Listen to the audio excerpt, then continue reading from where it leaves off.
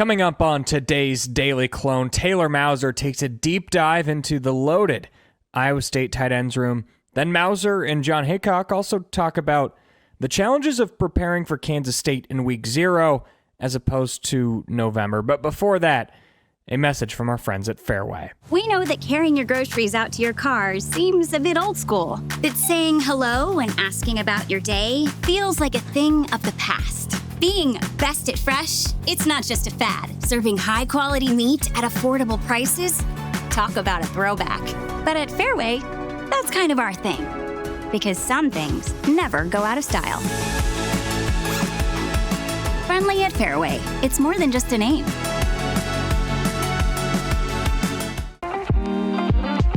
Your Daily Clone on a Wednesday is presented by Fareway Meat and Grocery in the Northwest Bank Studios. You know the drill.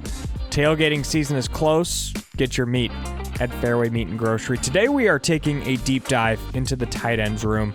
On Sunday's Williams and Bloom, Chris and Bloom actually ranked the tight ends room as the top position group for the Iowa State Cyclones in 2025. And offensive coordinator Taylor Mouser also has a lot of good things to say about his tight ends. Being the tight ends coach for Chase Allen and Charlie Kolar and Dylan Sainer, and the thing that I remember, obviously they were good players, but I had so much fun with those guys every single day and the preparation that those guys have and just the moments that we have in the meeting room. And Gabe and Ben are on par with those guys just from being pros and how they go and attack and support each other every single day and just the love and care they have for each other and our locker room and our teammates. And they're guys that play every snap like it's their last, and they'll do whatever. They don't complain about anything. They're kind of like, Jaden and Jalen from a selfless standpoint. Like, if they didn't have any catches and we won the game, they'd be the happiest people in Ames. And they'll go out there and block whoever they need to block to help us win football games. So I think just the selflessness that those guys have, the work ethic that those guys have to push each other and grow. And Gabe's growth has helped Ben. Cooper Alexander's growth has helped Ben. Tyler Moore's growth has helped Ben. Ben, having success early has pushed the rest of the room. So those guys know what the standard is of tight end play here at Iowa State. And for us to be the best version of ourselves on offense, they're going to have a great season. With the loss of Higgins and Knoll and the strength of the tight ends room, I wonder what the most common formation we'll see in 2025 is. Is it 11 personnel? Is it 12? Is it something else? Mouser has more on that. I like playing, with a lot of tight ends, but I think, like I said, with the wide receivers, I think for us to be able to play in some 10 personnel and spread some things out with all the wideouts we have is a good, be able to give the tight ends that we have a blow. So I think we'll probably be, a 11 and 12 personnel team that swings and plays in a lot of 10 personnel and has the ability occasionally here to sprinkle in a 13 or a 14 personnel. But it's going to be hard for us to keep, some of the speed and some of those guys off the field, I think. So, I'm biased as the tight ends guy, and I love those guys, and we'll definitely find a million wrinkles to get those guys the ball. But it's going to be interesting, You think you know what the strength of your football team is, and then sometimes it takes you through the first bye week or the first couple games and see who your playmakers are when the lights are on. With Ben Brahmer returning, Iowa State boasts one of the best tight ends in the country. However, Gabe Burkel was pretty dang good when Brahmer was sidelined in 2024. Burkle finished third on the team in receptions after just having 2 catches entering November. Here's how Mouser thinks Burkle will keep producing alongside a healthy Brahmer. Gabe, kind of similar to Chase Allen, is like he's at the mercy of being one of the best on-the-ball blockers that we have here too.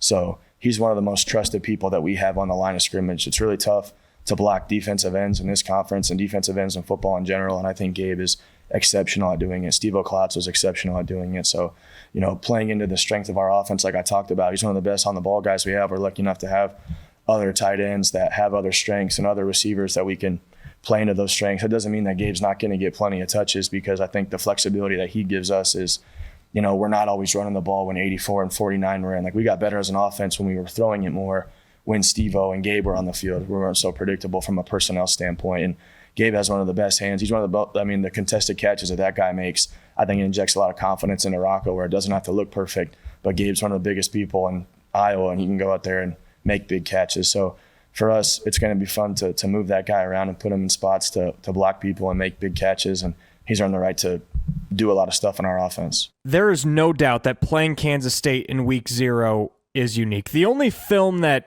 either team will have on each other is from last year, and more specifically, last November's last game. Defensive coordinator John Heacock says that his team will have to be prepared to make very quick adjustments on the fly.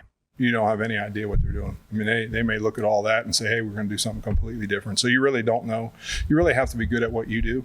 And I think that's learned through repetitions. I think, I know for us, like specifically on defense, you got to be able to know how to fix problems as a player. And the only way you can fix that is through simplicity. And our guys knowing what to do, no matter how complicated it may look or whatever.